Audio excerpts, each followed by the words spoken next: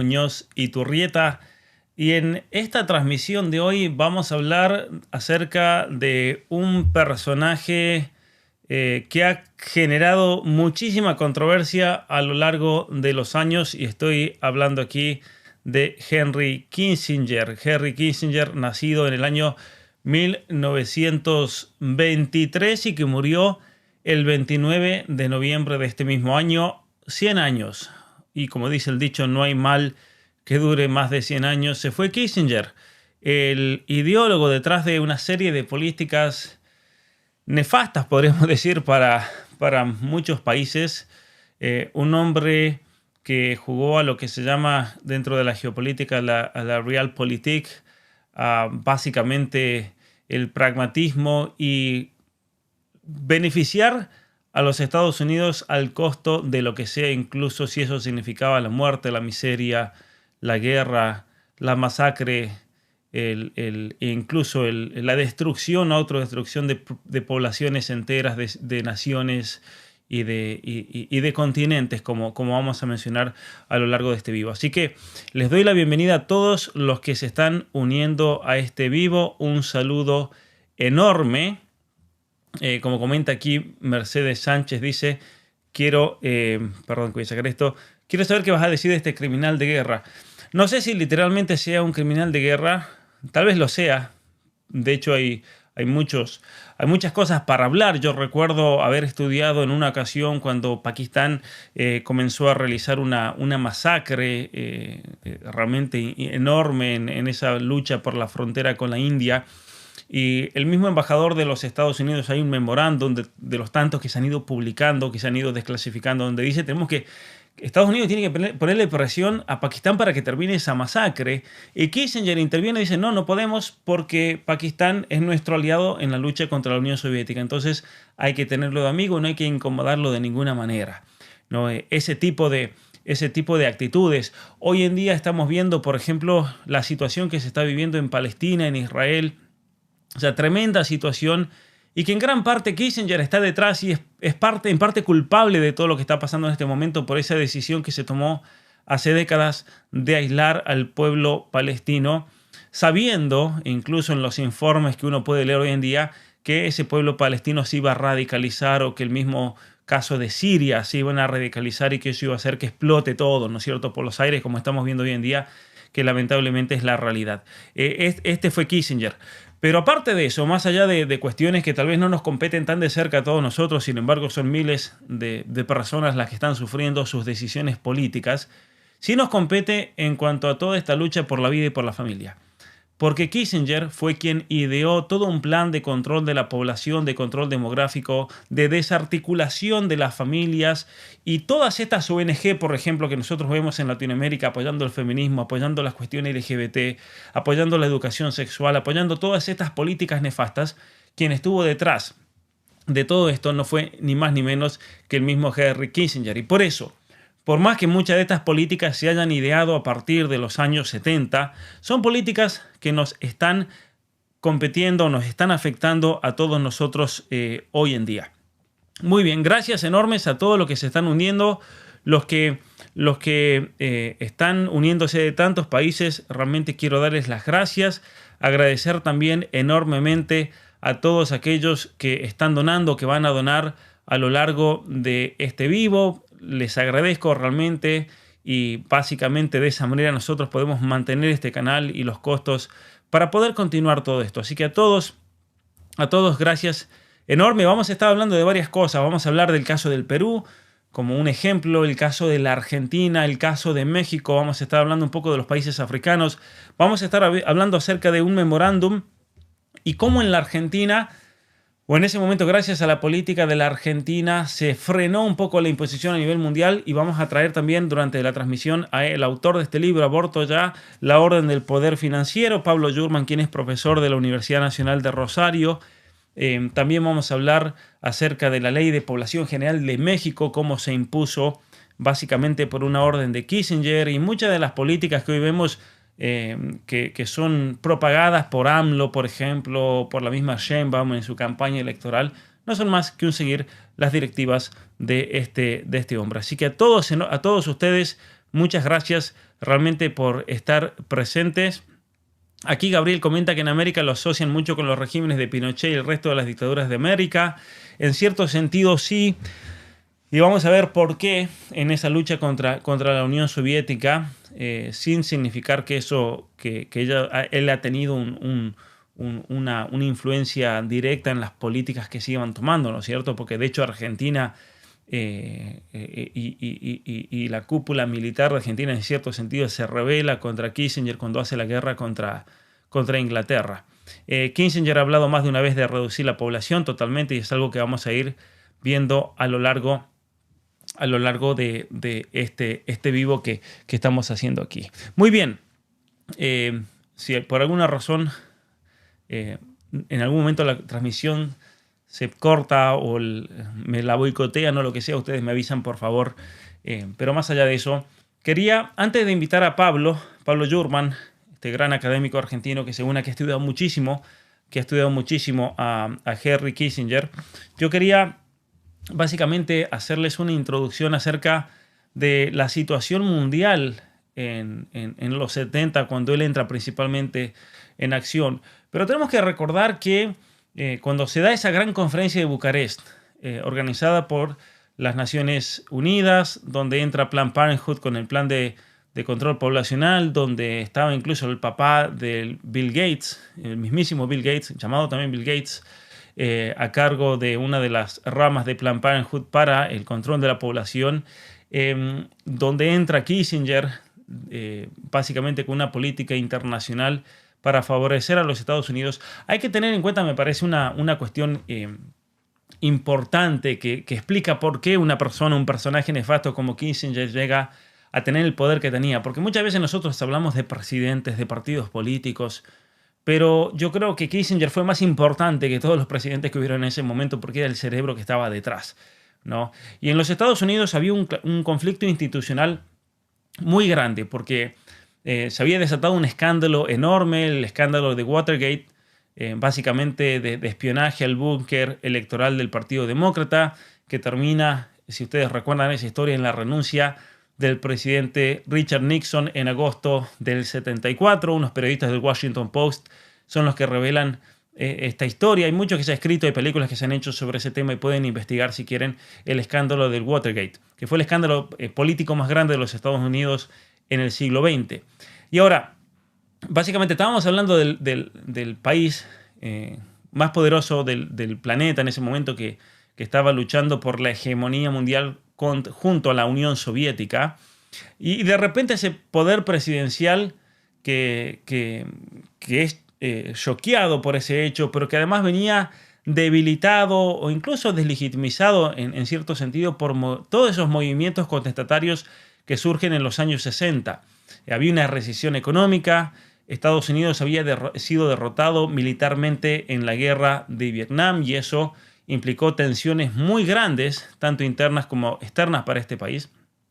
Y ese contexto internacional se vio alterado, obviamente, por la derrota en Vietnam, ¿no? Estados Unidos pierde, se retiran los efectivos militares estadounidenses y al mismo tiempo eso significó un avance de la Unión Soviética en lo que se conoce como la Indochina y contra las políticas con que la Casa Blanca buscaba aproximarse a la China, porque obviamente que, como lo vimos en el curso de geopolítica, ya en el siglo XIX se veía que iban a ser dos los países continentales que iban a pelear por la hegemonía en el siglo XX, que era la Rusia imperial, en ese momento no existía la Unión Soviética o Rusia como un país, y los Estados Unidos, y quien controlase el comercio en la China iba a controlar el siglo XX. Por lo tanto, Kissinger era muy consciente de eso, ¿no? Los Estados Unidos eran conscientes de que necesitaban aproximarse a la China, que había pasado por toda una revolución comunista con Mao Zedong en el año 49.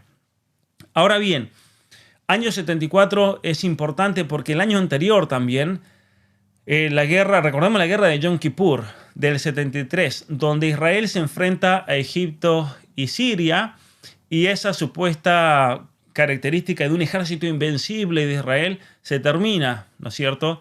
Y Israel comienza a depender totalmente o más que nunca del apoyo de los Estados Unidos, y los países árabes se comienzan a aproximar a la Unión Soviética, ¿no? Entonces, recordemos que el siglo XX fue un mundo de una gran bipolaridad donde los países se alineaban geopolíticamente con uno con otro. Lo cual también muestra la realidad de la geopolítica mundial y lo lamentable de la situación de muchos de nuestros países que sí o sí tengan que subordinarse o que tengan que estar sometidos geopolíticamente a algún poder que controle absolutamente todo. Y ese hecho de 1973 en Israel y el hecho de que los países árabes salían a la Unión Soviética está relacionado, pero por otra parte, perdón que haga un paréntesis, recordemos también que muchos de esos poderes árabes son al menos, o todos los poderes que fueron derrocados, o muchos de los poderes derrocados en la primavera árabe que comienza en el año en 2012, fueron todos poderes puestos por los Estados Unidos y por Inglaterra, ¿no? Para que esas minorías árabes que controlan, por ejemplo, la Casa de Saud, que controlan Arabia Saudita, que fueron puestos ahí por los ingleses, lo mismo pasa en Egipto, lo mismo pasó en Libia, lo mismo pasó o intentaron hacer en Siria. Básicamente de tener minorías que controlen a países cuya religión mayoritaria era una rama suní o una rama chiita dentro del Islam, pero que sean serviles a los intereses de los Estados Unidos. Y cuando ocurre esta guerra, hay un golpe de la OPEP. ¿Qué son la OPEP? Es la Organización de los Países Exportadores de Petróleo. Cuando entre el año 1973 y 1974 aumenta el precio de los barriles de petróleo, del crudo, como se llama, en un 400%. Imagínense que de repente el precio de la gasolina aumente un 400%. ¿A quién va a impactar eso de manera especial? A los países industrializados, ¿no?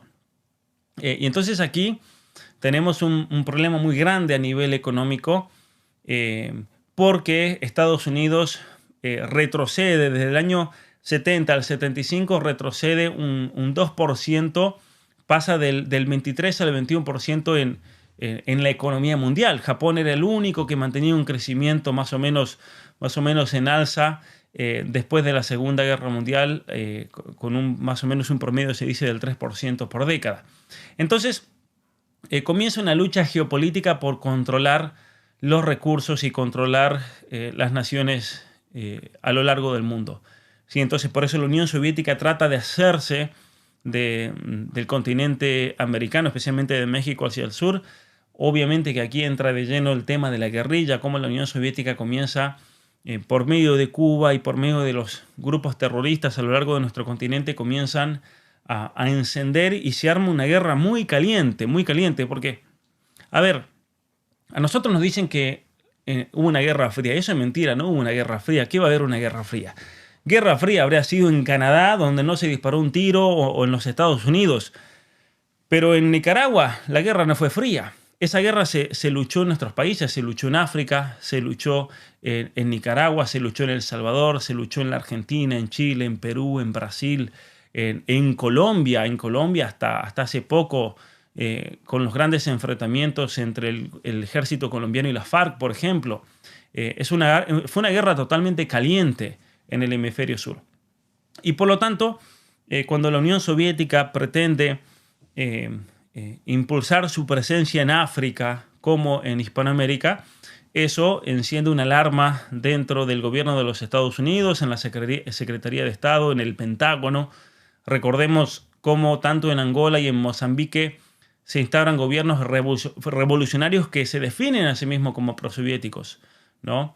Lo mismo pasa también en Etiopía, en África, que se inicia ahí con el gobierno de Baharu Mengistu una revolución en el año 74. Y vamos a América Latina. Recién alguien comentaba por aquí si se dice que Kissinger estuvo detrás de los gobiernos militares en Hispanoamérica. Ciertamente que Estados Unidos estuvo detrás porque los movimientos nacionales o movimientos que surgían dentro de cada uno de nuestros países atentaban contra los intereses de Washington. Y por eso hay que entender también aquí geopolíticamente cómo los Estados Unidos apoyan a ciertos movimientos dentro de nuestros países para derrocar al comunismo, pero Estados Unidos no lo hace porque quiere el bien, por ejemplo, de Chile o el bien de Argentina o el bien de Perú. Era porque se jugaban todas las riquezas naturales que iban a facilitar el hecho de la hegemonía económica o financiera de las naciones del norte y que esa contrahegemonía, ¿no es cierto?, que se iba dando en nuestros países podría ser que caiga todo ese plan. Entonces tenemos el caso de Argentina, es un caso muy interesante porque en Argentina, y ya en un momento vamos a hablar de cómo le hace frente la Argentina a este dictamen, por ejemplo, de Kissinger de control poblacional, ¿no es cierto?, para empobrecer a nuestros países. Pero más allá de eso, en la Argentina recordemos que surgen las guerrillas subvencionadas por la Unión Soviética, por Cuba, entrenados en Rusia, comienza una guerra civil enorme. Obviamente que el deber de Argentina y el deber de los militares era luchar contra esos guerrilleros urbanos, pero obviamente que eso iba a tener en cierto sentido el visto bueno de los Estados Unidos por el hecho de que iba a bajar se corría el riesgo de que Argentina o Chile o cualquiera de nuestros países se pierda hacia la Unión Soviética si eso se daba en su plenitud.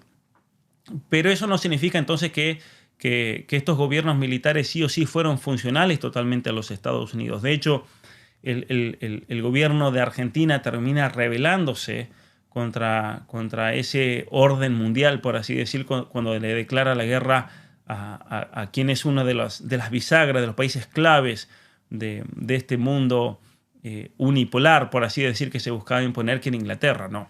Entonces el hecho, a mí me parece, de que Argentina le haya declarado la guerra a Inglaterra fue una guerra que demuestra la soberanía de un país. Y siendo que Argentina recibió ofertas de apoyo de la Unión Soviética, obviamente que a cambio de algo, y Argentina le dijo que no. Pero más allá de eso, vayamos al caso de Chile. Por ejemplo, en Chile llega por la vía electoral, por la vía democrática, la izquierda, esa izquierda comunista al poder, donde asume la presidencia de Salvador Allende el 24 de octubre de 70. Ahí pueden leer muy bien esa época el libro que escribió Nicolás Márquez sobre la dictadura, lo que significó esa dictadura comunista que impone Salvador Allende, que visita Cuba, que visita la Unión Soviética y que en 1973 es derrocado y se suicida en el Palacio Presidencial. Y ahí vemos el actuar de las guerrillas urbanas en Argentina, en Uruguay, en Brasil, en Perú, el Frente Sandinista de la Liberación Nacional, por ejemplo, que encabeza todo el foco de insurrección dentro de Centroamérica. Y entonces, esto es más o menos como un contexto, básicamente, de dónde surge este personaje o cómo se entiende la entrada de Kissinger dentro de la política de los Estados Unidos, de la política internacional, de la política mundial. Recordemos que un problema grande para los Estados Unidos del siglo pasado y un problema grande para los Estados Unidos en este siglo es que cuando en este país, también pasa en Canadá, se quiere producir, los costos son muy grandes. Son muy grandes los costos. Por la calidad de vida, por los salarios básicos. Por ejemplo, pensemos en California, donde a un trabajador se le tiene que pagar mínimo, a partir de ahí $15 la hora. Y entonces, por lo tanto, todo lo que se produzca en los Estados Unidos va a tener un costo muy grande. Y esa es la razón por la cual Kissinger, como una solución a ese problema, traslada las industrias hacia la China para tener, obviamente, trabajo esclavo.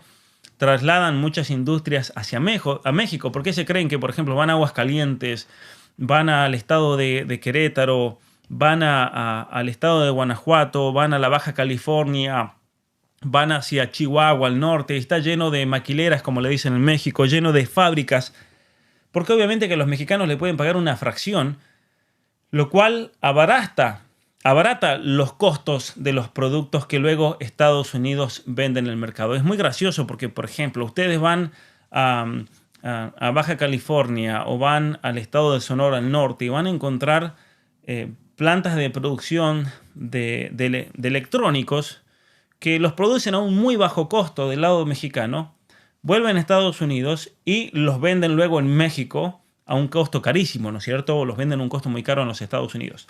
Pero ¿cuál es el tema? Que se dan cuenta, y uno de estos personajes es Kissinger, que si Estados Unidos produce todo dentro de los Estados Unidos, no iba a poder exportar toda esa manufactura a otros países. ¿Por qué? ¿Por qué no iba a poder? Porque iba a ser muy caro y nadie lo iba a comprar.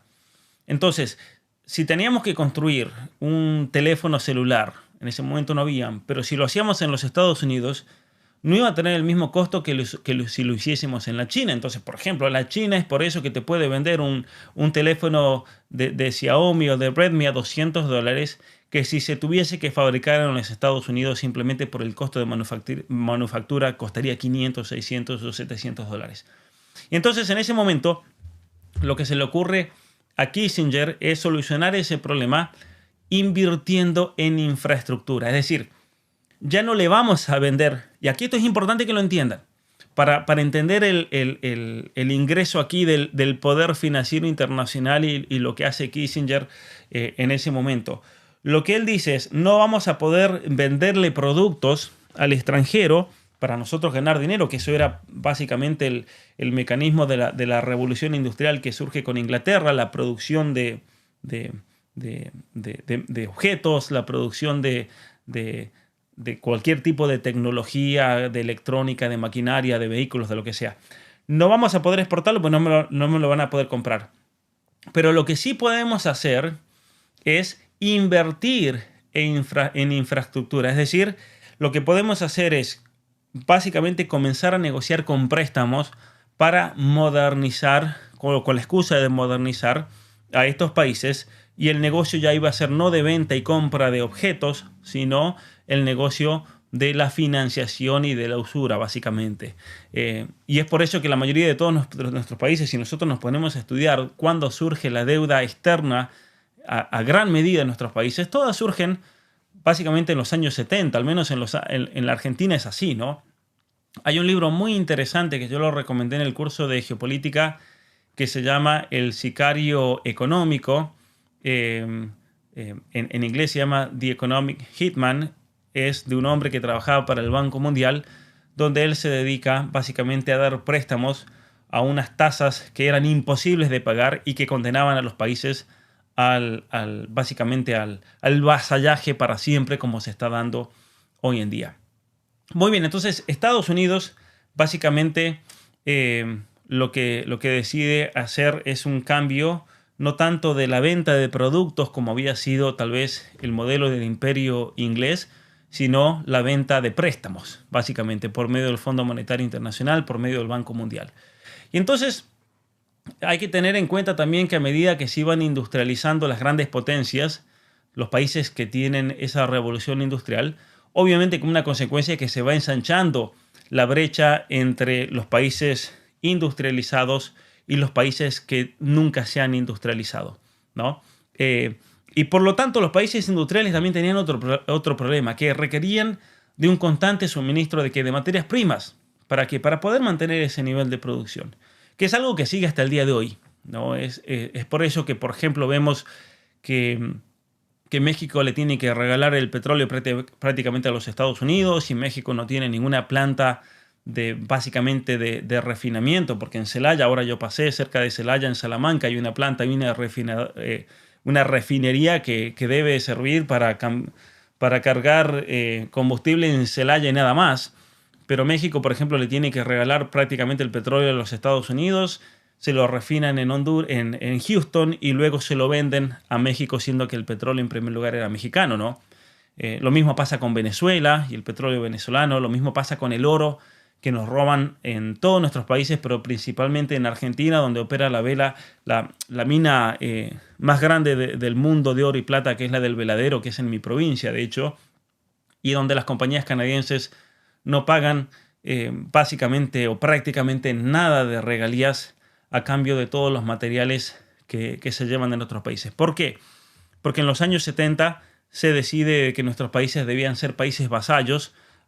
El vasallaje ya se da por el hecho de los grandes préstamos que se dan a un nivel realmente exorbitante, y que por lo tanto nuestros países tengan que acceder a todas las imposiciones de financiamiento de crédito, y que tengan que acceder, de hecho, al hecho de que básicamente se impongan las condiciones para todo tipo de tratado y expoliación de materias primas, como existe en la ley argentina, donde si Canadá, por ejemplo, las compañías canadienses sacan oro, solamente reportan desde Toronto cuánto fue el oro que se sacó.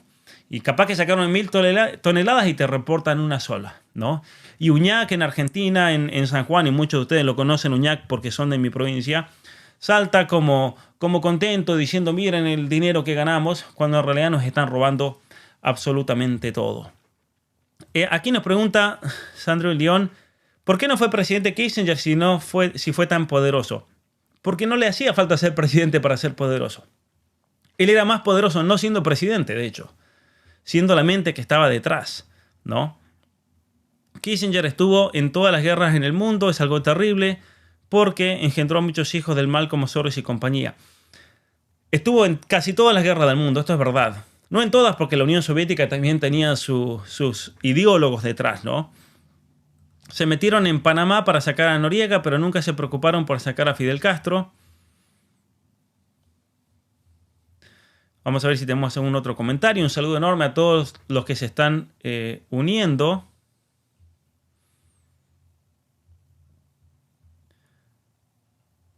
Muchas gracias a todos. Los invito a todos a darle me gusta.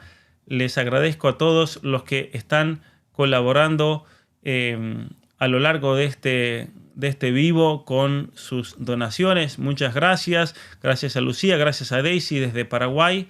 Gracias enormes a todos. Kissinger fue un personaje deleznable, como se dice.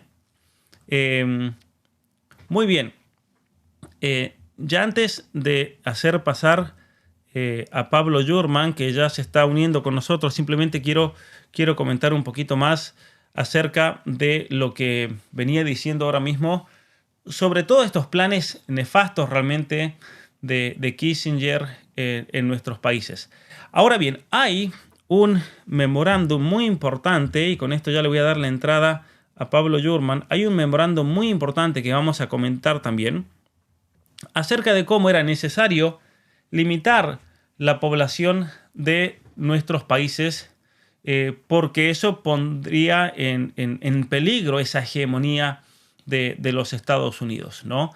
Básicamente recordemos este principio, que Estados Unidos busca incrementar entonces sus inversiones en todos nuestros países para transformarse en la potencia industrial más importante del planeta, no permitiendo que nuestros países se industrialicen. Esto es también clave para entender todo esto, y cambiando ya el modelo de no solamente venta de productos, como lo había hecho el Imperio Inglés, sino principalmente la venta de deuda, la venta de préstamos para la inversión, pero que a su vez eran préstamos impagables, de tal manera que todos estos países tuviesen un vasallaje, al menos como lo planteaba Kissinger, eterno, ¿no es cierto?, en nuestros países. Así que le voy a dar la bienvenida a Pablo Jurman. ¿Cómo está, Pablo? Muy buenas tardes y gracias por unirse a este vivo. Buenas tardes, Pablo. Un placer. Gracias a vos por la invitación. Muy bien.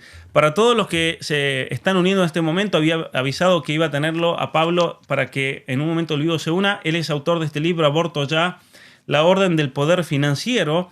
Y Pablo ha hecho un estudio muy profundo acerca, bueno, somos tocayos, pero ha hecho un estudio muy profundo acerca de la influencia, la injerencia de Kissinger en las políticas de reducción de la población, y que son, Pablo, yo decía al principio de este vivo, si bien son políticas que Kissinger diseñó hace 50 años, son más actuales que nunca. ¿Qué nos puedes contar al respecto?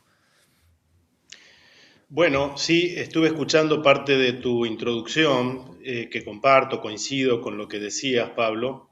Y efectivamente, acá es importante detenernos en cuanto a que Kissinger era claramente un hombre de Estado, Ujú. el verdadero poder, dentro de lo que es un poder bien complejo como Estados Unidos.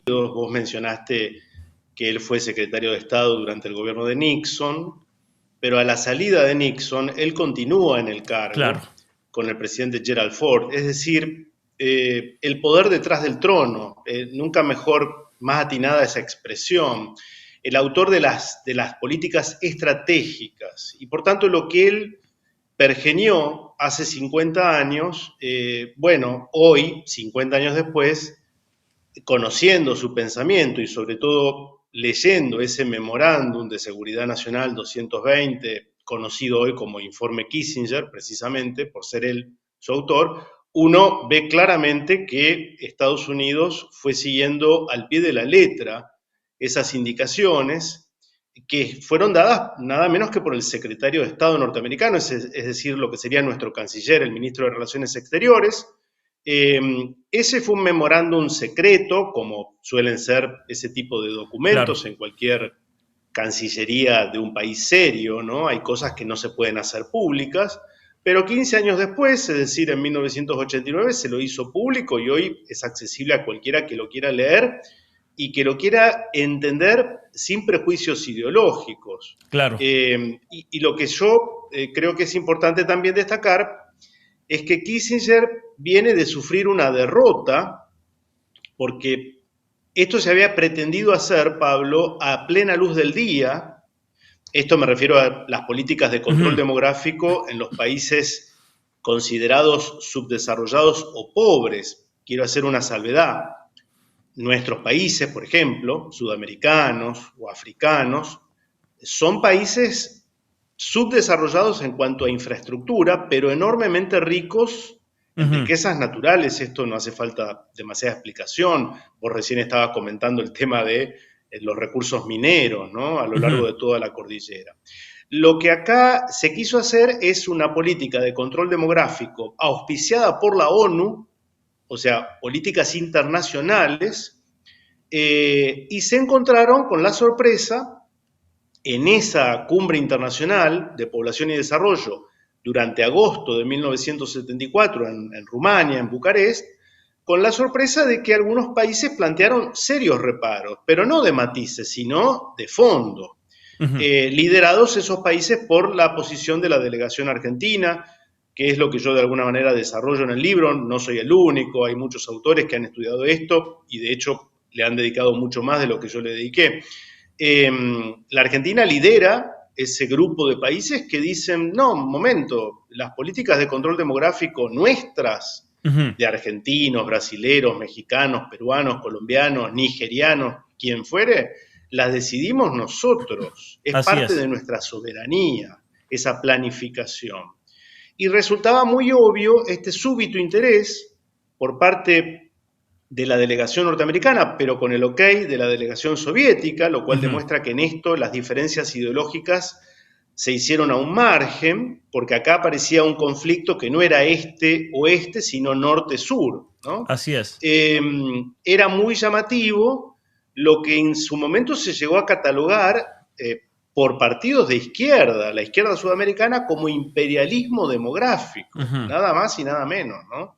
Entonces, ante el fiasco, el fracaso de una declaración conjunta que adoptara esas políticas malthusianas de control demográfico respecto de nuestros países, bueno, por supuesto un hombre de la talla de Kissinger no se quedó de brazos cruzados y al poco tiempo elabora este famoso documento, el Memorándum de Seguridad Nacional, que es el mismo objetivo, pero recurriendo claramente a otra estrategia, es decir, ya no se puede mostrar abiertamente algo que esos países habíamos rechazado en agosto del 74. Es increíble, si me permites, Pablo, y a todos los que nos están escuchando, yo voy a dejar aquí en pantalla, voy a dejar en la descripción de este video, le voy a dejar un artículo muy interesante que apareció en Infobae, que es sobre la conferencia de la ONU en la que la Argentina enfrentó y venció al malthusianismo. El autor es quien está aquí con nosotros, Pablo Jurman. Le voy a dejar este link para que puedan profundizar muchas de las cosas de las cuales nos está comentando él mismo ahora. Ahora, es importante también, me parece, Pablo, decirle a la gente que en este documento, porque muchos dirán, no sabes la cantidad de personas que me han dicho que esto es teoría de la conspiración, ¿no? Podemos ir, esto que yo les estoy mostrando aquí en pantalla para que todos sepan, es directamente de la página del Departamento de Estado de los Estados Unidos. Es más, le voy a dejar el link oficial del Departamento de Estado de los Estados Unidos con este memorándum de seguridad nacional, donde se identifica el problema que significa para ellos el crecimiento de la población en los países llamados del tercer mundo. Es importante explicarme, me parece aquí la palabra tercer mundo, Pablo, porque sabes que mucha gente, cuando yo le pregunto ¿qué entiendes por tercer mundo? La gente no sabe, cree que tercer mundo es ser pobre. Y digo, no, tercer mundo eran los que quedaban fuera de esa lucha, ¿no es cierto?, bipolar entre Estados Unidos y la Unión Soviética. Por eso, en cierto sentido, nosotros somos del tercer mundo, porque no estábamos metidos en esa lucha. Y ahí en este documento él habla que es un asunto de máxima importancia el tema del crecimiento de la población, porque esa situación, el crecimiento de México, de Argentina, de Colombia, ponía en peligro el acceso a minerales y a materias primas que los Estados Unidos necesitaba y que por lo tanto constituía una amenaza para su seguridad política y económica. Entonces, a ver, había que devastar a nuestros países, había que limitar la población. Hay una economista argentina que yo he tenido en este canal, que hace unos 2 o 3 días, Iris Speroni es su nombre, pero si van a su cuenta de Twitter, comenzó a publicar gráficos muy interesantes acerca de cómo se está dando una inversión poblacional en cada una de las provincias de Argentina, ¿no? Entonces, Pablo, ¿cómo es? En el libro hablas de la orden del poder financiero. ¿Cómo es que se comienza a articular este control de la población por medio de la ayuda de los Estados Unidos, por medio de las inversiones articuladas por el Banco Mundial, por ejemplo? ¿Cómo es que en los hechos concretos políticos comienzan a imponer esa orden, como dices en tu libro? Mirá, primero hay que detenerse en el título, en el título oficial del memorándum, que ya te anticipa la preocupación de Kissinger. Cuando digo Kissinger, por otro lado, vieron que yo dije Estados Unidos es un país muy complejo. Él era el representante, digamos, de un sector de la política norteamericana que podríamos maridar, podríamos emparentar con el capital financiero. Es decir, era el hombre de Wall Street, de los grandes medios masivos concentrados y de buena parte de la dirigencia política, partidaria, sin distinción de partidos políticos, porque en esto también están metidos tanto demócratas como republicanos. Hacemos una excepción con el fenómeno de Donald Trump, ¿no? que vino a patear un poco el tablero también, puertas adentro en Estados Unidos. El título, Pablo, es muy sugestivo porque dice implicancias del crecimiento poblacional mundial sobre los intereses de Estados Unidos y aliados de ultramar. Implicancias del crecimiento poblacional mundial, es decir, que se reproduzcan los pobres, lo voy a decir de modo coloquial para que se entienda, sobre los intereses de Estados Unidos y posesiones o aliados de ultramar. Es decir, ¿cuál es la preocupación de un tipo como Kissinger? A Kissinger no le preocupa que en un escenario a mediano plazo, 50, 80 años, de un crecimiento poblacional mundial, no le preocupa que su nieto no tenga que comer. No es esa la preocupación de Kissinger. Claro. Lo que le preocupa a Kissinger es que su nieto, bueno, no sé si tiene nietos, dicho sea de paso, pero no, pero se entiende, ¿no? Sí. Lo que le preocupa es que su nieto no pueda conservar el patrón de consumo al que se ha acostumbrado el norteamericano medio, luego en el proceso de la posguerra. ¿Qué quiero decir con esto del patrón de consumo? Los Estados Unidos de la posguerra son claramente la superpotencia mundial, enfrentada militarmente con la Unión Soviética, pero ya para esta altura se vislumbra que si la Unión Soviética no reconvierte su economía, va rumbo al fracaso, como de hecho ocurrirá 20 años después. Y Estados Unidos tiene garantizado para la media de su población un alto nivel de consumo. Quiero decir con esto, el norteamericano se lo ha acostumbrado a vivir en casas enormes, a comer proteínas, a trasladarse en vehículos propios que consumen muchísima gasolina, ubiquémonos en la época, ¿no? Fines de los 60, comienzos de los 70. Entonces, lo que le preocupa a Kissinger no es que no tengan que comer sus nietos, sino que sus nietos tengan que ajustarse el cinturón en los niveles, en los patrones de consumo de una sociedad hiperconsumista, hiperhedonista, en la que todo gira en torno al capitalismo financiero. Entonces, para garantizar ese nivel de abastecimiento de recursos naturales, no le alcanzan con los recursos naturales norteamericanos, porque alguien de los que nos están escuchando podría decir, pero Estados Unidos es un país rico en recursos naturales. Claro que lo es, sí, Claro. por supuesto. Sí, pero no quiere depender exclusivamente de sus propios recursos y quiere asegurarse los recursos naturales que están fuera de sus fronteras. Claro. ¿Cómo lo hace? Bueno, la opción militar, la opción bélica, bueno, pero sabemos que eso implica todo, sobre todo en ese contexto de bipolaridad, de amenaza de guerra nuclear, no era el método adecuado porque podía provocar una guerra nuclear en la que se terminaba todo.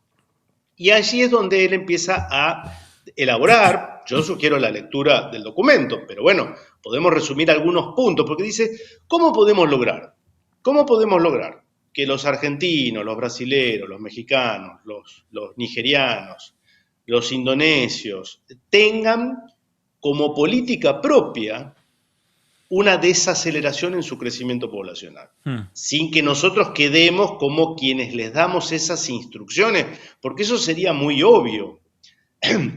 Entonces, lo que Kissinger pergeña es, no puede ser el embajador norteamericano en Buenos Aires el que salga públicamente a sugerir que se sancionen leyes Claro. de uso masivo y distribución de anticonceptivos, de legalización del aborto, en fin, todas estas leyes que finalmente producen los efectos que vos señalabas en ese artículo de Iris Speroni, que es catastrófico. O sea, claro. Nosotros en Argentina tenemos una tasa negativa, cada vez somos menos en un país despoblado. Y pasa también, ¿sabes qué? La octava región, el octavo territorio internacional. Sí.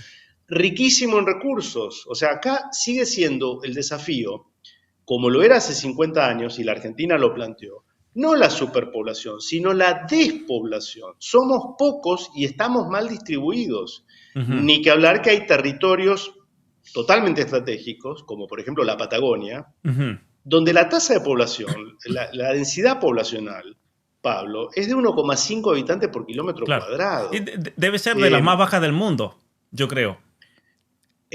Junto con esas otras grandes extensiones, los desiertos, no sé, de Gobi, la parte central china, o las planicies centrales del Canadá. Claro, pero ¿sabes qué? Básicamente, bueno, pero en Canadá sabes que hay muchos territorios que son prácticamente inhabitables. La mayoría del territorio canadiense es inhabitable, cuando la Patagonia sí es potencialmente habitable. Pero una cosa interesante es que esos datos sobre la Argentina de invierno demográfico se están dando en Colombia, se están dando en México, que son los países mencionados por este memorándum, ¿no? Y estamos llegando a un nivel donde no hay reemplazo de la población. Y mucha gente en México me dirá, pero somos 130 millones. O en Colombia me dirán, somos más de 50 millones porque tienen una población más grande que la Argentina. Sí, pero el problema se va a ver en 25 años, se va a ver en 30 años, cuando ya no podamos llenar las escuelas, las universidades, donde no haya mano de obra, donde no haya trabajo. Aunque también hay que recordar que muchas de estas políticas de control poblacional, por esta misma mentalidad anticonceptiva y esta revolución sexual de los años 60 y 70, golpeó profundamente a los Estados Unidos y Canadá, que paradójicamente están pasando por una situación parecida, ¿no? Pablo, mira, si me permites, antes de continuar un poquito, porque es importante que la gente sepa, aquí no estamos hablando de ninguna teoría de la conspiración, aquí no estamos hablando de... Está todo absolutamente fundamentado. Yo les voy a dejar la traducción también de este documento en la descripción, pero aquí lo tienen en inglés. El que pueda leerlo en inglés, que lo lea en inglés.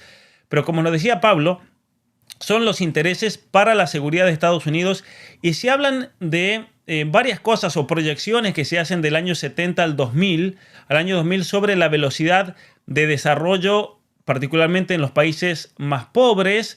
Luego se habla de la demanda de productos exportados por Estados Unidos, y especialmente, lo voy a poner esto al medio, así me veo un poquito, lo voy a achicar un poco, pero aquí pueden ver en este documento que se habla acerca de la demanda de productos exportados por Estados Unidos, y especialmente de alimentación, y los problemas de comercio para Estados Unidos que pueden surgir por la competencia de fuerzas alternativas. Entonces, lo que nos decía Pablo recién, no podemos dejar que tengan gente, pues si tienen gente ya surge la innovación, hay fuentes de trabajo, se generan fuentes de trabajo.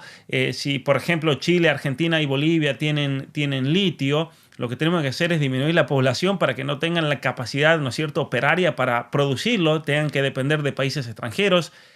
Habla de la probabilidad de que el crecimiento, desequilibrio poblacional va a producir políticas extranjeras que sean perturbadoras o inestables para el orden que ellos quieren, ¿no es cierto? ¿Sí? Y básicamente busca focalizar las consecuencias económicas y políticas internacionales del crecimiento poblacional, para que los Estados Unidos, básicamente en su manejo de asuntos poblacionales en el extranjero, sea total, ¿no es cierto? Que controle básicamente los asuntos de la población, con varias iniciativas que podemos mencionar después. Pero todo eso lo van a encontrar aquí a lo largo de este documento. De hecho, vamos a hablar después de los puntos A, B, C, ¿no es cierto? Si quieres lo mencionamos ahora, pero en el punto A es investigación para mejorar las tecnologías de control de la fertilidad, ¿no? Todo lo que es las tecnologías reproductivas, todo lo que habla Miklos en su libro Neoentes es esto. El desarrollo de sistemas de entrega de bajo costo para todo esto, ¿no es cierto?, para control de la población, y el utilizar los medios de comunicación masivas y satelitales para la planeación familiar, ¿no es cierto? Básicamente el desarrollar todas políticas de control poblacional. Obviamente que ahí entra Plan Parenthood de lleno y todas estas políticas, pero ¿qué nos puede decir al respecto de todo esto, Pablo? Mira, es muy importante el genio de Kissinger para el mal, ¿no? Pero bueno, astucia al fin. Aparte, ojo, yo, digamos, si fuera norteamericano diría, bueno, qué bueno saber que tuvimos un secretario de Estado que defendía los intereses norteamericanos. Perfecto, Claro. pero como yo no soy norteamericano, soy argentino, tengo que hacer una lectura desde el otro lado del mostrador, ¿no? Claro. Esto está muy explicado por un sacerdote católico ya fallecido que escribió Sanaúja, el padre Sanaúja, Juan Claudio Sanaúja. Yo creo que vos lo has citado varias veces en su libro El desarrollo sustentable. Lo sugiero vehementemente porque él explica muy bien esto de cómo los organismos internacionales pasan a jugar esta ficha, ¿no? En consonancia con la Secretaría de Estado norteamericana y lo que sería hoy la Unión Europea. Es un tándem, digamos, ¿no? Y el padre Sanaúja lo sintetiza muy bien. Dice, Kissinger se verifica lo siguiente. Lo primero que hay que hacer, aunque cueste tiempo y lleve un costo operativo, es tratar de que esos países abandonen sus convicciones ético-religiosas. Porque, es decir, abandonen su cosmovisión, en nuestro caso, sudamericano, dejen de vivir el catolicismo como su fe fundante, como su fe que ordena su vida. Porque es muy sencillo esto, si los mexicanos son católicos devotos, es probable que quieran casarse y que quieran formar una familia en la que esa familia se encuentre abierta a la transmisión de la vida, ¿no? Con los hijos que Dios disponga. Ahora, si esa fe que te ordena la vida en este sentido se ve horadada, se ve aligerada, se ve aguada, esto es un proceso, por eso decíamos al comienzo, 50 años después, hoy podemos ver claramente que esto ya está ejecutándose, pero después de recorrer un largo camino, ¿no?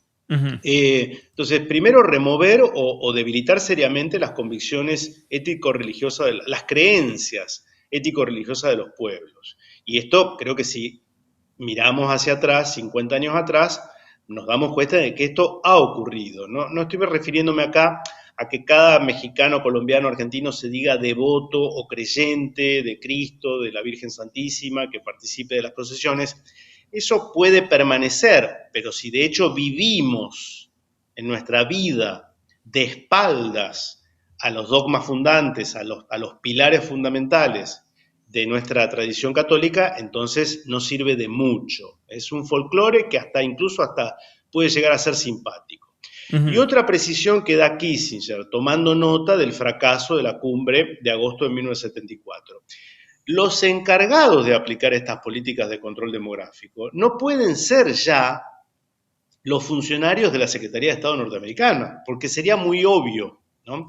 ¿Quiénes tienen que ser? Tienen que ser los propios naturales de esos países, los Claro. propios naturales. Es decir, los mexicanos, los colombianos, los chilenos, los bolivianos, los uruguayos, que impulsen esa agenda legislativa, y esto es lo que se ha visto en la Argentina en los últimos 25 años de un modo eh, evidente, o sea, para cualquiera que lo quiera ver, ¿no? El impulso de esta agenda legislativa. Desde, cuando decimos anticoncepción, Pablo, porque algunos me han objetado en Twitter, bueno, pero ¿qué vamos a prohibir los anticonceptivos? Ya no podemos plantearlo en esos términos.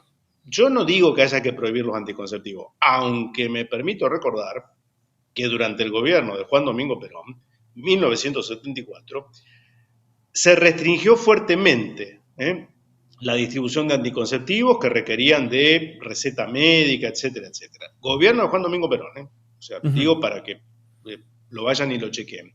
Lo que no podemos admitir es que existan políticas públicas, Pablo, como la que lleva adelante el Ministerio de Salud de la Nación Argentina, que esto lo ha puesto también una periodista argentina, lo ha denunciado mucho Claudia Peiró Ujú. en Infobae. El Ministerio de Salud de la Nación fomenta con publicidad, con flyers, con charlas, con talleres, que menores de edad de 16 años, Pablo, se practiquen esterilizaciones, vasectomía o ligadura de trompas.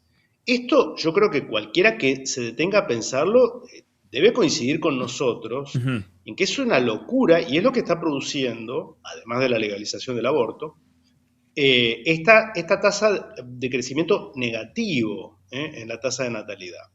Entonces, segundo elemento importante, que es lo que está presente en el informe Kissinger, los encargados de impulsar esta agenda en cada uno de esos países tienen que ser los propios naturales. Claro, Ujú. Ujú. convenientemente reeducados por Estados Unidos. ¿Cómo es Claro. esto? Y ahí es donde lo vinculamos con esto que vos decías, de estas ONGs. Es muy sencillo, Pablo. Yo desafío a cualquiera o invito a cualquiera de los que nos están mirando en cualquiera de los países sudamericanos, sé que vos llegás a un público básicamente iberoamericano, vayan y entren en el sitio web de los respectivos parlamentos, ¿sí? Congreso de la Nación Ujú. Argentina, Cámara de Diputados, Cámara de Senadores, ahí están, ahí debe ser igual en todos lados, ¿no? Senadores, senador tal, diputada cual, y ahí hay un breve currículum de cuál ha sido su historial, y en muchos, pero en una mayoría abrumadora, Pablo, que ha sido becado por la fundación tal, que ha hecho Ujú. estudios de posgrado en tal universidad norteamericana. Esto que vos me dirás, bueno, ¿qué tiene que ver una cosa con la otra? Un diputado argentino, una diputada argentina pueden haber ido a hacer un posgrado en Harvard o en cualquier...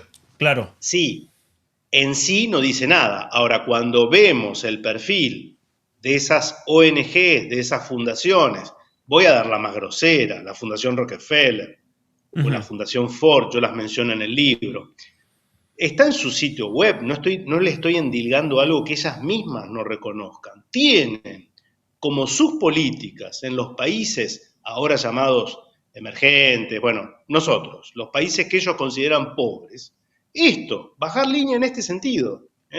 Entonces, ese político que se ha hecho a lo mejor en alguna agrupación estudiantil en la universidad, que va subiendo, que primero es concejal, después diputado provincial, después asesor parlamentario, algún día llega a la Cámara de Diputados. En esos 10, 15 años, desde que obtuvo su título, y llega a ocupar un lugar en donde él va a estar levantando la mano para sancionar alguna de estas leyes, lo han formado, lo han cooptado y le han hecho un lavado de cerebro. O a lo mejor a conciencia sabe que está impulsando una agenda que no es la que corresponde al pueblo argentino, que no Claro. es la de las demandas de los votantes que viven y que cuando va a hacer campaña no le plantean este tipo de cosas. Es una agenda ajena a nuestros intereses. Pero él Claro. sabe que ya forma parte, es un engranaje en un sistema corrupto, Pablo. Bueno, Que sabe que si se hace el loco, claro. si rechaza eso, chao. Lo Mira, vuelan como un mosquito porque claro. sin ese sostén que lo ha llevado hasta ahí, no sería nadie. Es la triste realidad, no digo de todos, pero de una gran mayoría de los políticos argentinos. Claro, y yo creo que eso que acaba de decirnos nos da una buena perspectiva acerca de cómo funcionan estos mecanismos. Podríamos decir, básicamente, y me corrige si tal vez no soy muy preciso, pero yo creo que hay tres mecanismos, o digamos cuatro mecanismos de quienes van a estudiar al extranjero. Están en primer lugar los que van a estudiar al extranjero y se van a formar por una cuestión personal, donde hay muchas personas que van simplemente a una buena universidad y no tienen ningún tipo de influencia o no hay ningún tipo de conspiración, por así lo detrás. ¿Esos existen? Ciertamente que sí. Luego están los sospechosos, podemos decir que son aquellos que vienen becados por estas fundaciones, ¿no? Que vienen becados con algún interés ideológico concreto, personas tal vez identificadas que pueden llegar a ser funcionales para este país, porque pensemos cuál es el trabajo de estas ONG o estas fundaciones, cuál es el trabajo de la cantidad de organismos no gubernamentales en nuestros países que hacen el trabajo que antaño hacía la CIA, por ejemplo, y pensemos en las primaveras, ¿no es cierto?, árabes, pensemos en las revoluciones, lo que se dio en Ucrania, las revoluciones que casi se dieron en los últimos 2 o 3 años en los países satélites o ex países de la Unión Soviética para tratar de desestabilizar la región, y donde hay estudios muy interesantes que demuestran que todas estas ONG trabajan en lo que antaño hacía la misma CIA y que reciben dinero, ¿no es cierto?, del mismo gobierno de los Estados Unidos para tratar de desestabilizar y resquebrajar esos lugares. Y luego tenemos en tercer lugar, ¿sabes qué? Marcelo Gullo, en su libro sobre relaciones internacionales, muy interesante lo que dice, porque hay facultades, y esto yo puedo dar testimonio que lo vi en los Estados Unidos y lo corroboré. Hay facultades en los Estados Unidos de estudio, de economía, de relaciones internacionales, que son solamente para hispanoamericanos, ¿no? Esto es interesante. ¿Cómo puede ser, por ejemplo, que en la escuela de Chicago solamente iban a estudiar personajes de ciertos países? No habían americanos estudiando ahí, ¿no? Obviamente que eso tenía un objetivo concreto. Y en cuarto lugar, y aquí viene la explicación, me parece más plausible también de todas estas, aquí no te pueden tachar de teoría de la conspiración para nada, que también lo menciona Marcelo en su libro. Si vas a estudiar relaciones internacionales a Estados Unidos, las relaciones internacionales que se estudian en Estados Unidos es para formar al futuro empleado de la Casa Blanca, o el futuro empleado del Senado, el futuro senador, o el futuro empleado del Departamento de Estado del Pentágono. Entonces, obviamente que van a desarrollar políticas públicas que sean favorables a su país, y no les importa si eso va a destruir Nigeria, o va a destruir la Argentina, o va a destruir algún país que tal vez geopolíticamente no entre dentro de esa órbita. Y luego ese político o ese estudiante va a volver a sus países, a sus universidades, y va a repetir ese discurso que es un tiro en el pie para el propio país, ¿no? Y eso lo vemos, o no lo vemos acaso, ¿no? Totalmente. Es así. Y por eso se llega a sancionar leyes. Yo me acuerdo cuando hace unos 12 años se sancionó la ley de esterilizaciones voluntarias, teóricamente. Digo teóricamente porque como hay toda una campaña mediática, Ujú. ¿no? Ahora se está dando un fenómeno que realmente me parece, porque a todo esto ya Kissinger tiró la piedra ya hace Mm. 50 años y esto después adquiere otros matices, ¿no? Toda la estructura mediática, cultural, el guión de las series en las plataformas, en las producciones cinematográficas, están bajando una línea en la que ahora se mezcla también digamos, la preocupación ecológica, y esto ha calado mucho en algunos Ujú. segmentos, sobre todo de la clase media argentina, y los jóvenes hoy de 25 o 26 años no tienen entre sus planes de vida formar una familia y tener hijos, que Ujú. sería lo más natural del mundo, dicho sea de paso, ¿no? Ujú. Entonces, la ley, cuando se sanciona esa ley, Pablo, la ley de esterilizaciones voluntarias, digo voluntarias entre comillas, porque hay toda no te apuntan con una pistola, no te va a ver un funcionario gubernamental cuando detectan que vos tuviste ya 8 hijos y te dicen, mirá, basta. No, no, no, es Claro. mucho más sutil la presión, ¿no? Eh, Cuando se discutía esa ley, Pablo, hubo quienes intervinieron en el debate y llegaron a decir, pero sin que se les caiga la cara de vergüenza, que esta ley también tenía que ver con la sostenibilidad planetaria y el problema de Mm, la superpoblación. En claro. Argentina, o sea, Mm, yo te puedo creer que eso suceda en el Parlamento en Bangladesh o en Japón, lo puedo entender, bueno, porque quizá el problema de la superpoblación sea un problema local de ellos, pero que parlamentarios argentinos claro. esgriman para fundamentar campañas de esterilización en la población sana el problema de la superpoblación, es prácticamente tomarnos el pelo. También es cierto que hay una sociedad que se ha tragado esa y un montón de otras leyes sin protestar demasiado. Ujú. Mira, ahí alguien preguntaba recién a qué países o qué países menciona directamente dentro de este documento con respecto a la creciente tasa de natalidad. Es importante mencionarlo porque les va a tocar a muchos de los que nos están escuchando. Mencionaba a la India, obviamente, a Bangladesh, a Pakistán, a Nigeria, a México, atentos, a México, a Brasil. Aquí hay muchos mexicanos Colombia. y brasileros y Colombia de nuestros países. Y luego siguen otros como Filipinas, Tailandia, Egipto, está Turquía, Etiopía y creo que Indonesia es el otro que me olvido que mencionan textualmente. Lo voy a poner nuevamente en pantalla. Pero hay una cosa que acabas de mencionar, Pablo, que a mí me parece muy, pero muy interesante. Porque podemos hablar de este memorándum larga y tendidamente, pero es un memorándum del año 1974 y recién nos decías que estas cuestiones evolucionan, se van acomodando a las situaciones del momento y aquí viene la gran pregunta, porque fíjate que en el 97, yo recuerdo cuando Clinton estaba en el poder, esto lo estuve viendo el otro día porque estaba preparando unas conferencias mientras estaba en México y algunas entrevistas. Y encontré un artículo donde Hillary Clinton felicitaba al gobierno de México, atento a esto, Hillary felicitando al gobierno de México por su liderazgo en materia de control poblacional y por reducir la tasa de crecimiento de la población, diciendo que estaba orgullosa de la Agencia de Desarrollo Internacional que obviamente es de los Estados Unidos, que apoyaba a todas esas instituciones de salud pública mexicanas para promover la planificación familiar. Y aquí vemos básicamente es una consecuencia de todo lo que planea Kissinger.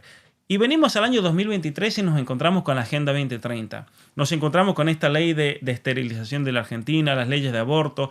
Nos encontramos con el caso Beatriz versus El Salvador, que busca imponer el aborto en todos los países de América Latina que todavía no lo tienen legalizado. Venimos con la Agenda 2030. ¿Qué relación tienen todos estos hechos actuales que nos afectan absolutamente todos con este famoso memorando o este lineamiento ideológico que trazó Kissinger en el 74? Bueno, es Ujú, muy importante esa pregunta, Pablo, porque la Agenda 2030, que como en todo, lo procedente de los organismos internacionales, si uno la lee, hay partes que son como expresión de buenos deseos o frases ujú, muy ambiguas o cuestiones que si yo te las tiro así en caliente, Pablo, nadie puede no coincidir en que es algo positivo y en lo cual hay que prestar ayuda. Pero claro. se van mechando, ¿sí? Se introducen como de modo más subliminal, más velado, estos mismos objetivos que veníamos hablando desde que Ujú, vos mencionaste lo del memorando. ¿No? O sea, la Agenda 2030, que no es el primer intento, porque ya ha habido otros, no le ponían Agenda 2030, porque de hecho van corriendo el objetivo, porque no ujú, todos los países se alinean, no todos los países son sumisos a acatar estas claro. directivas, pero es encargar a la ONU lo que fue originado en la Secretaría de Estado norteamericana hace 50 años, merced a lo que fue pergeñado por este hombre Henry Kissinger. Con todo lo que la ONU significa, en el sentido de que, bueno, la ONU finalmente es un club de naciones, en las cuales las naciones están allí de modo asociativo, ¿no? Ujú, Como diciendo, bueno, usted está acá porque quiere Argentina, si usted no quiere, se va, no hay ningún problema. Y es muy difícil plantearse un desarrollo de nuestros países por fuera de la ONU, hoy por hoy. Esto quizás esté resquebrajándose, pero hoy por hoy, sobre todo el ámbito sudamericano, es complicado. Ahora, vos fijate que hay países que se desmarcan de estas políticas y hay un caso muy notorio, Pablo, que es hasta tragicómico. Es el de China. ujú, China. el país con mayor población mundial. Tenía hasta hace unos años la famosa política de hijo único, régimen totalitario en el Ujú. cual no era optativo, era Claro, realmente, vos sufrías, cualquier pareja china que desafiaba eso, sufría las consecuencias punitivas de un Estado que no autorizaba más de un hijo. Eso se fue modificando y fue dejado de lado, con lo cual uno dice, pero entonces, o los chinos no tienen conciencia del factor climático mm, y no tienen problema en incrementar su población, que estamos hablando de más de 1.000 millones de habitantes, ¿no? Qué puede significar la Argentina con 47 millones? claro. ¿No? Eh, China, claramente, esto, no sé en otros aspectos, pero en estas cuestiones no ha cedido su soberanía en la planificación de una política poblacional. Claramente sabe que para ser alguien, mejor dicho, para ser superpotencia en el siglo XXI, se requiere de una masa poblacional importantísima, Ujú. además de su desarrollo. O sea, pues si vos tenés 1.500 millones de personas, de las cuales 1.000 sobreviven comiendo arroz, bueno, es poco el impacto, es poco el peso. Pero claramente el desarrollo chino apunta a que a la clase media china se adosen por cientos de millones por cada año, ¿no? Es Claro, paradójico. A un pueblo como el argentino, acostumbrado desde siempre a una ingesta proteica, a una comida sustanciosa, natural, sin componentes químicos ni conservantes, podríamos decir de modo orgánica su producción, la carne, el trigo, las hortalizas, se le está bajando la línea de que tiene que comer menos carne, y lo paradójico es que la clase media china, cada chino que sale de la pobreza, sí, se comprará un celular, se comprará un auto, no sé, pero también lo que hace es ponerse a comer mejor. ujú, ujú, Es el mundo al revés. Quiero decir, es el mundo de las relaciones internacionales en el que hay países que defienden su soberanía, dentro de la cual está no solo la territorial, sino esto que estamos hablando, y otros claro. que entregan su soberanía y aceptan agendas que son pergeñadas desde afuera de sus fronteras. Tristemente el caso de la Argentina es uno de ellos. Ujú. Fíjate que en el documento este se habla de que una familia modelo debería tener o como norma en promedio dos hijos. Para los años 1900 a 1995 calculaban a nivel mundial y que vemos cómo realmente esto se ha dado.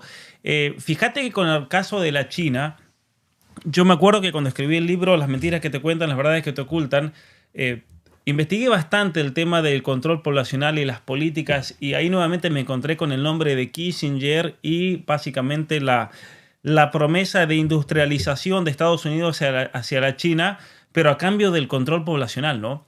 Eso es un tema interesante y cómo Planned Parenthood entra dentro de China. Planned Parenthood tiene a cargo el proyecto para entrenar a los médicos a realizar abortos. Se hacen abortos forzados. Miren lo que es esto. 40 millones de embarazos terminaron en abortos forzados en la China.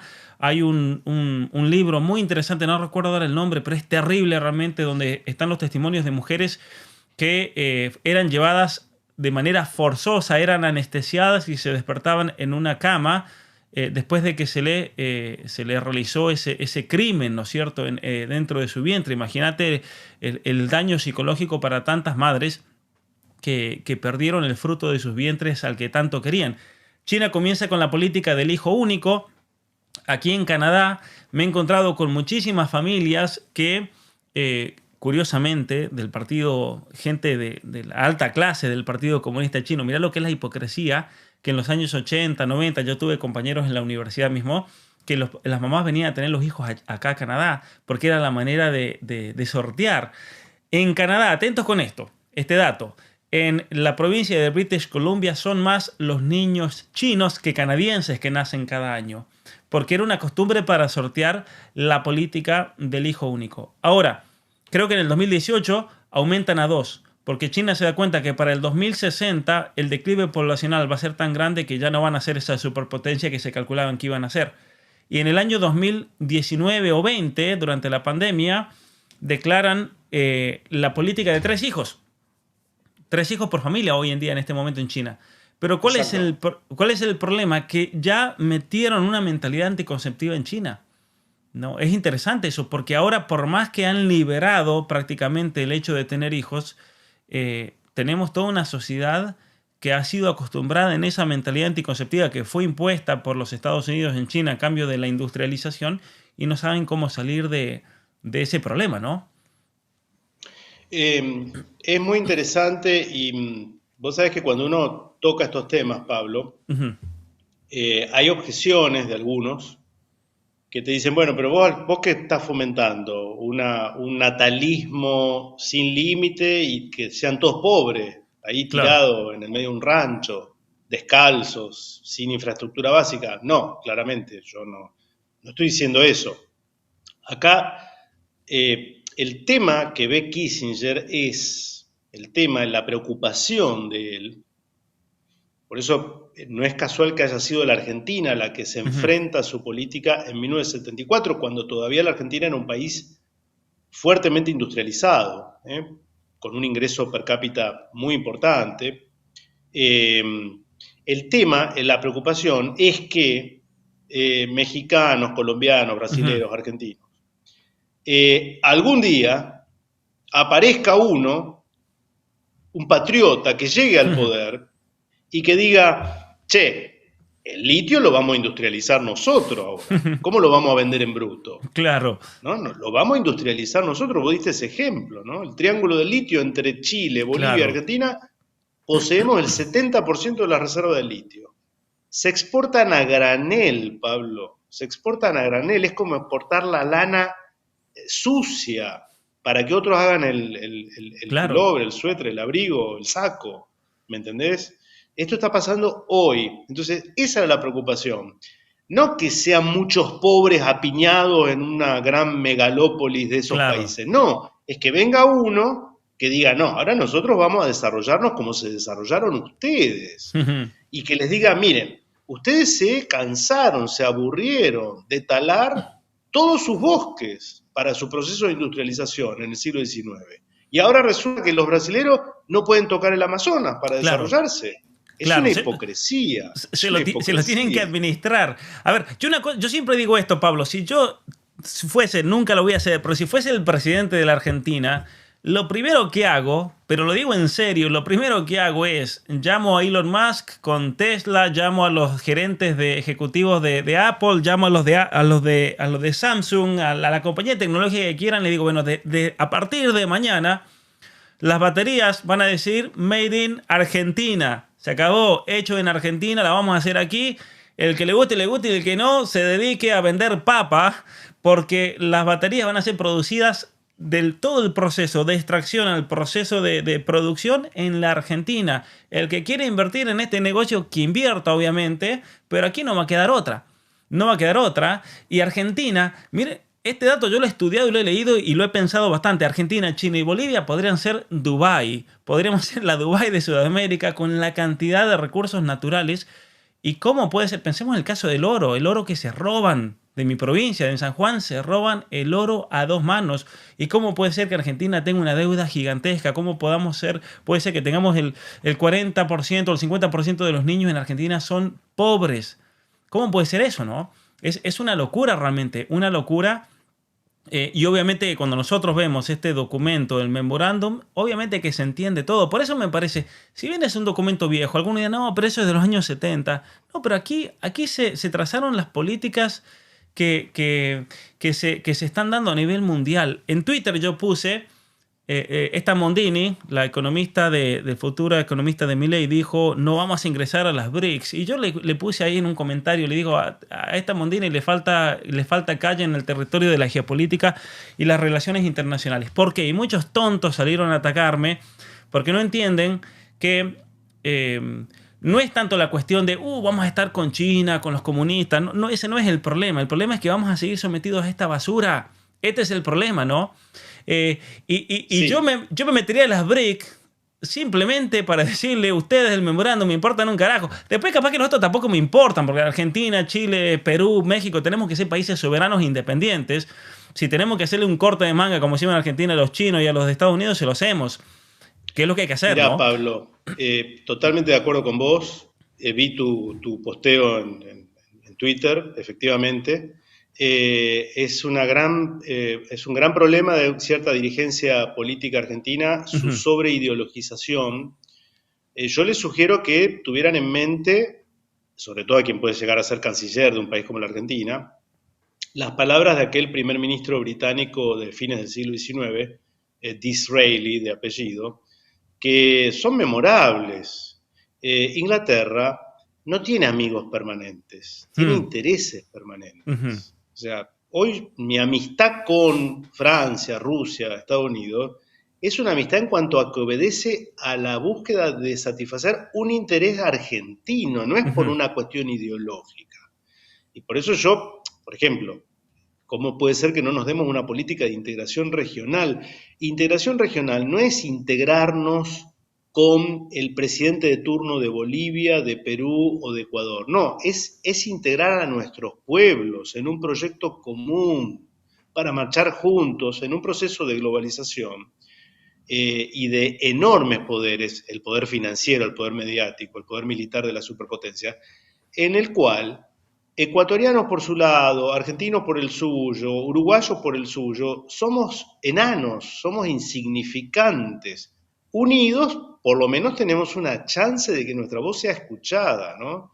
Y vos sabés que, volviendo a lo del 74, si hay a mí me gusta recurrir, lo hago en mis clases, este ujú. tema lo desarrollo en la Facultad de Derecho de la Universidad Católica Argentina acá en Rosario, es una materia ética que doy en el último semestre de la carrera. Claro, son casi egresados de la facultad, casi abogados, ¿no? Jóvenes de 24, 25, 26 años, y es como que les hablara, no sé, de un marciano, de algo Mm, totalmente... Claro, obviamente esto está como bajo blindaje mediático, salvo algún estudio para quienes lo busquen específicamente, ¿no? Pero viste que no hay referencias, ni siquiera en los medios masivos de comunicación. Bueno, a raíz ahora de la muerte de Kissinger se ha escrito mucho, claramente. Pero siempre recurro a una metáfora que creo que sintetiza esas dos cosmovisiones antagónicas en torno al tema del desarrollo y de los recursos naturales, Pablo. Creo que la metáfora, no sé si tengo el dato, pero no lo tengo confirmado. ¿Viste cuando el Papa habla, reza el Ángelus en la ventana del Palacio Apostólico que da a la Piazza de San Pietro, a domingo? Bueno, perdón, ¿eh? Eh, no es algo que haya inventado el actual pontífice, esto es una claro. tradición que viene de tiempo.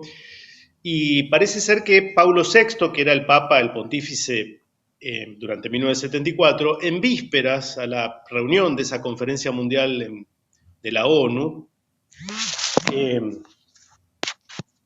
perdón, yo te había avisado que estaba con el celular. No hay problema. Acá estoy, acá estoy. Eh, recurre a una metáfora que creo que nos tiene que hacer reflexionar. Dice, ante el dilema de una mesa con platos servidos, Ujú, pero que son platos con comida limitados, y el desafío de comensales que no paran de llegar a la mesa, algunos de antemano ya tienen la solución, que es eliminar comensales. Nosotros tenemos que apostar a ampliar la mesa. ujú. Ese es el gran dilema. Así es. Eso es lo que desnuda el maltusianismo del siglo XIX y este neomaltusianismo, ¿no? Malthus, Robert Thomas Ujú, Malthus, economista británico, siglo XIX, analiza esas dos variables. Ve una población que crece de modo abultado, geométrico, y hay una oferta de alimentos que crece pero de modo aritmético. De las dos variables, Malthus, que era economista pero al mismo tiempo era clérigo de la iglesia anglicana, ujú, podría haber optado por incidir en políticas en la oferta de alimentos, claro. incrementar la producción de alimentos. y sin embargo el reverendo Thomas Malthus opta, por eso podríamos decir es el padre de la anticoncepción, ¿no?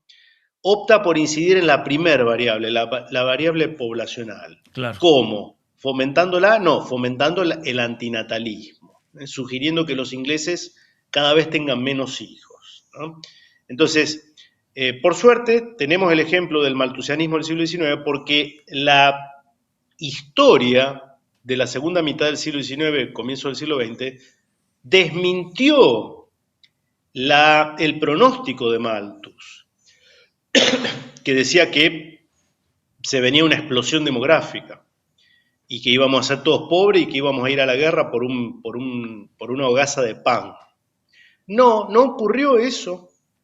Hubo guerras por otros motivos, pero no por hambre en Europa. ¿Por qué?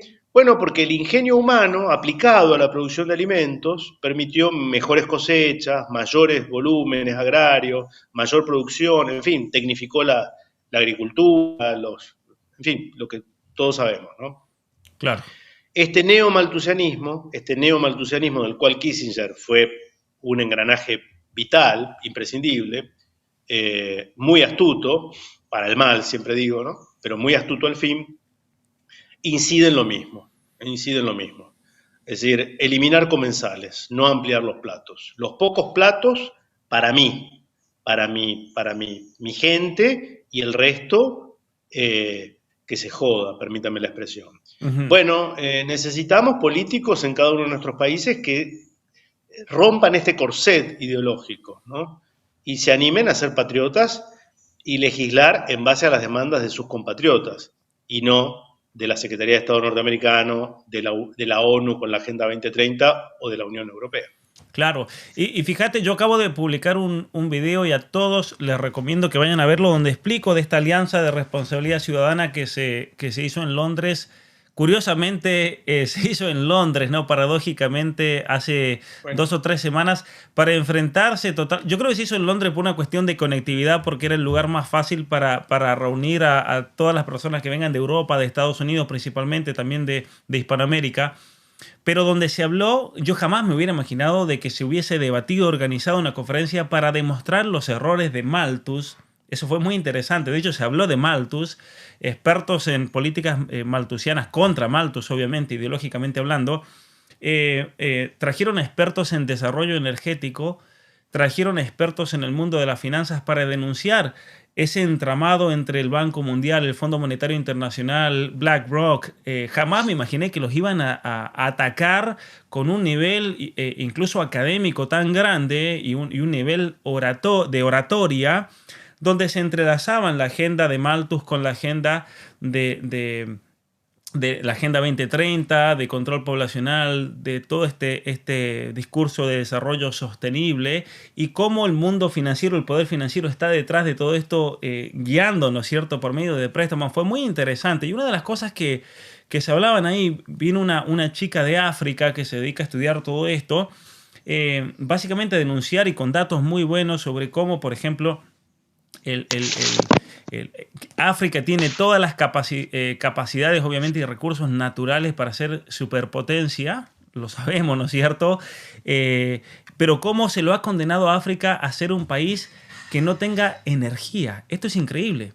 Yo jamás me había puesto a pensar en eso. Ella decía cómo, por ejemplo, en Haití se produce energía suficiente para que cada poblador pueda tener solamente hervir un litro de agua por día, si se tuviese que dividir equitativamente la energía. Es una locura eso. Y ella hablaba que en África, en muchas regiones y países, se produce energía suficiente para solamente hervir un litro de agua por semana. Y eso hace que haya un estancamiento económico gigantesco, y la solución para eso es el control de la población.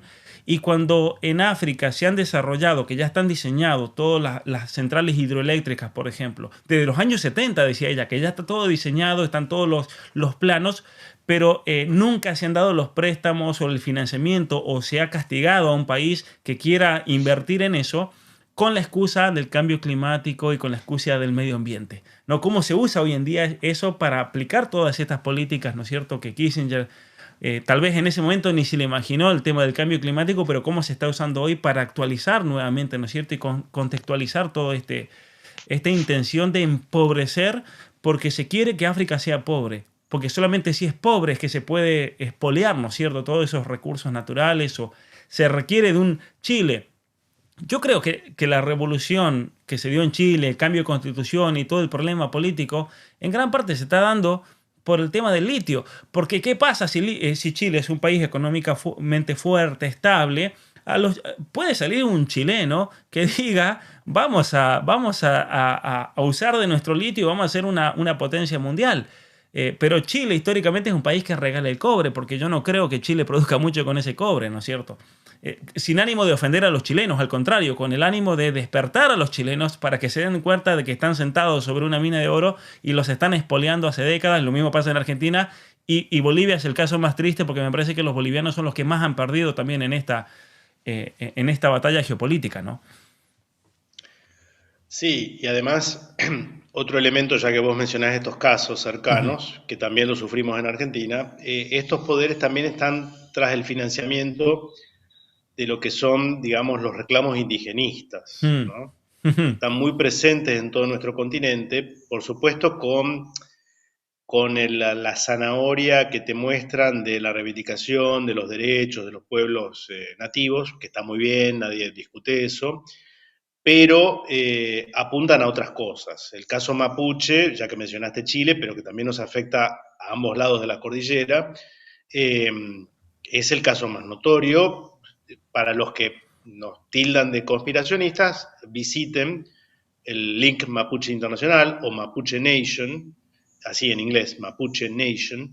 Está en su sitio web, están sus autoridades, están sus voceros, están quienes lo financian, y está claramente allí que esa nación mapuche que reivindica su separatismo, tanto del Estado chileno como argentino, y pretende quedarse con la Patagonia, tiene su domicilio fiscal en la ciudad de Bristol, Inglaterra. Claro. Es como si el gobierno argentino fomentara a un grupo separatista celta, ¿me entendés? Ujú. Sería inimaginable semejante osadía, ¿no? O Claro. le dan una patada en el traste que no duran 2 segundos. Bueno, eso está ocurriendo desde hace 25 años sin que acá nadie haga demasiado, hasta que la sangre no llega al río, o irrumpen de modo violento, entonces viene la gendarmería, los reprime, pero aprovechan una situación de debilidad de nuestros pueblos, Ujú. eh, fomentada o por lo menos agrandada por políticos ineptos, ¿no? Claro. Ineptos o traidores, o sea, que saben por dónde es, pero deciden ir por el lado opuesto. Bueno, esto se soluciona con más participación, Pablo, por supuesto, con vínculos como el que mencionás en Londres, que me gustó simbólicamente, es muy lindo hacer esas Ujú. reuniones ahí, ¿no? Donde empezó todo lo malo, digamos, De para hecho, nuestros pueblos. perdón por esta expresión, pero fue literalmente, para los medios, para todos los poderes hegemónicos, fue como meterles el dedo en el propio territorio. Fue increíble eso, fue increíble realmente, me parece. Yo creo que Muy Jordan bien. Peterson lo hizo a propósito, porque una cuestión simbólica muy fuerte. Si fuese por él, lo hubiera hecho en Davos, para que sea más simbólico todavía, pero no pudo porque obviamente los costos son exorbitantes. Pero se hizo en Londres. Yo creo que fue una cuestión estratégica ¿no es cierto?, de alguna manera simbólica también, pegar donde más duela, ¿no?